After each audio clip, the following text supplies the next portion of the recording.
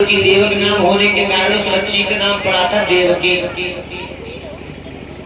श्रीमान हमारे रोशनलाल भैया श्री ग्राम गौटिया से 20 रुपये का दान आया, भगवान की कृपा बनी है। कंस की चचेरी बहन थी जिसका नाम था देवकी। भोजराज कंस अपनी बहन देवकी से इतना प्रेम करता था, इतना प्रेम करता था। ललानी खाए तो संग, पिए तो संग, जाए तो संग, एक पल को भी अपनी बहन देवकी को दूर नहीं करता था, इतना प्यार करता था। तो कंस ने देखा कि हमारी बहन शादी की उम्र हो गई है, क्यों ना हम एक अच्छा राजकुमार तलाश करके अपनी बहन देवकी के हाथ में कर ले। उसी समय वसुदेव के लिए ये रिश्ता तय किया गया। धीरे धीरे वो सब शुभ समय आया जब देवकी दुल्हन बनी, वसुदेव दुल्हा बने। विधि पूर्वक सर्व कार्य संपन्न होते हैं। आज देवकी विदा होती है, जब विदा होती है लला तो फूल फूल करके रो करके और अपने भैया कंस से बोली, भैया कैसी लग रही है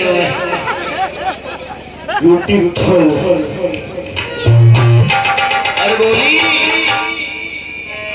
कि चली ससुराल दुल्हनी बन के, चली ससुराल दुल्हनी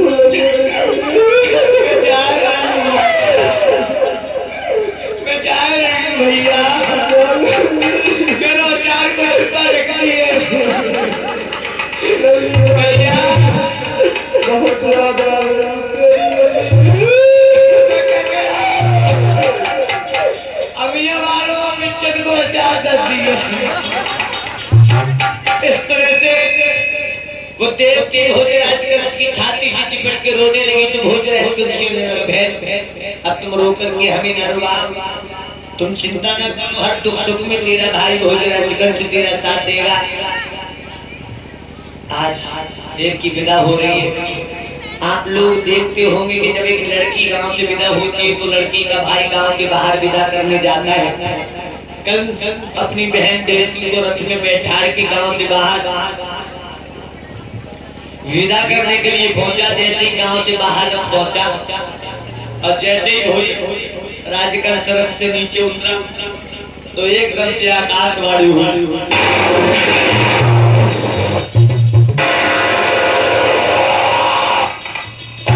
ओ भगवान, अरे जिस बहन को तू इतनी खुशी से विदा कर रहा है ना, इसी बहन का 8वां पुत्र तेरा काल होगा, तेरा काल होगा। कंस ने इतनी बात सुनी, चारों तरफ देखने लगा। फिर आकाशवाणी हुई, कंस ने सुनी तो कंस की पैरों तले जमीन खसखसाती है। उसी समय आंखों में धमनियों में लाल लाल आंखों में लहू के कतरे हैं। क्रोध की ज्वाला भड़क उठी। एकदम से अपनी बहन देवकी के केस को पकड़ के रथ से नीचे झटका देकर के उतार लिया। रूपेश कश्यप 50 रुपए राधा कुमारी 50 रुपए गौटिया से भगवान की कृपा दृष्टि बनी रहे बच्चों। सुरेश प्रसाद, मधुवाला, कविता, इंदु, कृष्णा, ये सभी बच्चियों की तरफ से 50 रुपए का दान है। भगवान की सदैव कृपा दृष्टि बनी रहे।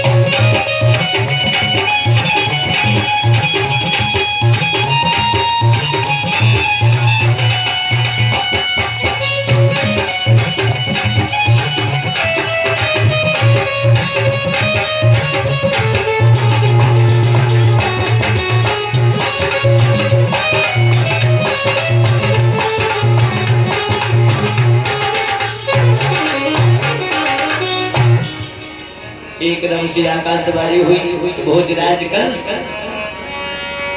जो है राज सुनी आवाज श्रोस भव भारी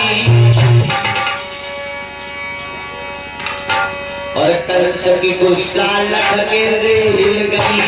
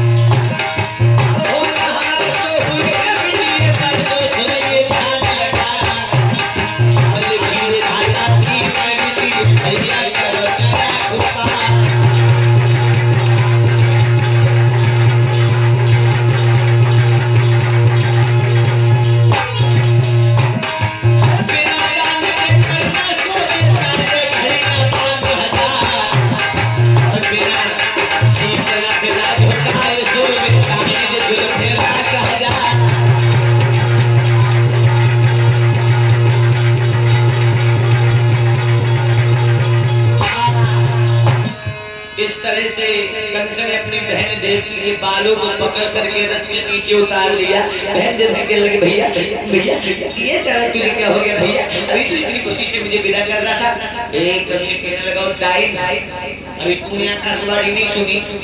अरे आकाशवाणी हुई है कि तेरा 8वां बालक मेरा काल होगा ना हो 5 बजे बसुरिया हम तेरा खटकाई खत्म कर देंगे। एकदम से तलवार निकाली जो देवकी के ऊपर चढ़ाई। वसुदेव ने हाथ पकड़ लिया, ठहर जाओ महाराज, आप इसलिए मारना चाहते हो कि इस काट में बेटा तेरा तुम्हारा काल होगा। हाँ महाराज तुम शायद एक बात भूल गए हो, अब से पहले ये केवल तुम्हारी बहन थी लेकिन अभी हमारी धर्म की पत्नी हो चुकी है और आपको इन्हें मारने से पहले हमें मारना होगा। अगर हम मर जाएंगे तो तुम्हारी बहन राण हो जाएगी, कोई लाल पैदा नहीं होगा तो तुम्हारी मौत नहीं आएगी, इसलिए आप हमें मार दो। एकदम से तलवार चलाई तो देवकी ने हाथ पकड़ लिया, भैया अगर हमें राण बनाना ही था तो इतनी खुशी से हमारी शादी क्यों की? कंस कहने लगा ये दोनों आपस में फैसला कर लो कौन मरेगा, मरना तो जरूर है। वसुदेव कहने लगे शायद तुम नहीं जानते हो प्यार क्या होता है कंस, ये एक वो बला है जिसको लग जाती है, राजा और रंग सब बराबर हो जाते हैं ये वो बूटी है कंसराज जो सयाने को दीवाना बना दे और अपने को वीराना कर दे और वीराने को अपना बना ले। अब मैं अपनी दुनिया उजड़ने नहीं दूंगा कंसराज, क्योंकि महाराज मैं अपनी बहन से शादी के पूर्व पहले ही प्रेम करता था, लेकिन आपके डर के वजह से आपको कभी ये नहीं पता चलने दिया। और बोले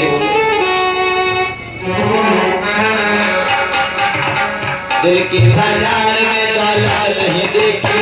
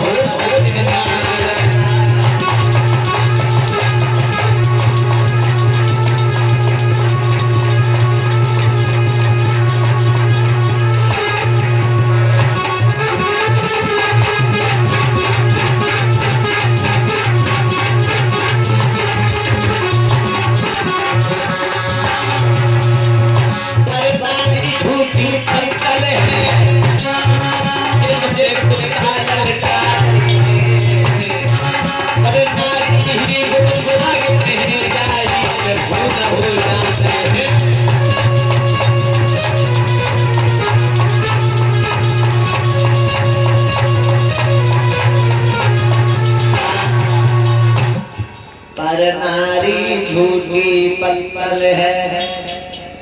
जो लोग दूसरी अपनी पत्नी को छोड़ के दूसरे से प्रेम करते हैं, बताया पर नारी झूठी पत्तल है जिस पर पत्ता ललचाते हैं, और पर नारी ही वो नाग रह जाए तो खून हो जाते हैं। तो पर नारी से बच के रहो भैया, और नारी पर पुरुष से बच के रहो, ताई में जीवन सुखू है। सुखदेव जी कहते राजे परीक्षित राज को वसुदेव भोजराज काशी से कहने लगे महाराज एक बात बताओ, आपको आपकी बहन से खतरा है या इसकी संतानों से? कंस कहने लगा मुझे इसकी संतान से खतरा है। वसुदेव कहने लगे तो आप इसे छोड़ दो, मैं वचन देता हूँ इसकी जो भी संतान जन्म लेगी मैं तुम्हें ला करके दे दूंगा। कंस ने कहा ठीक है देख लेना, अगर नहीं दी लाके तो समझ लेना बुरी मौत मारे जाओगे। बोले ठीक है महाराज वचन देते हैं। देव की वसुदेव को छोड़ दिया, जाकर के देव की वसुदेव रहने लगे। सुखदेव जी कहते हैं राजन परीक्षित आज देव की एक नवा मास पूरा होता है, तब देव की एक गर्भ से पहला बालक पैदा होता है। देव की गोदी में बैठा के दूध पिला रही है, तब तक वसुदेव बजाते बोले भारे प्रिय भद्रे स्वामी देखो तुम इस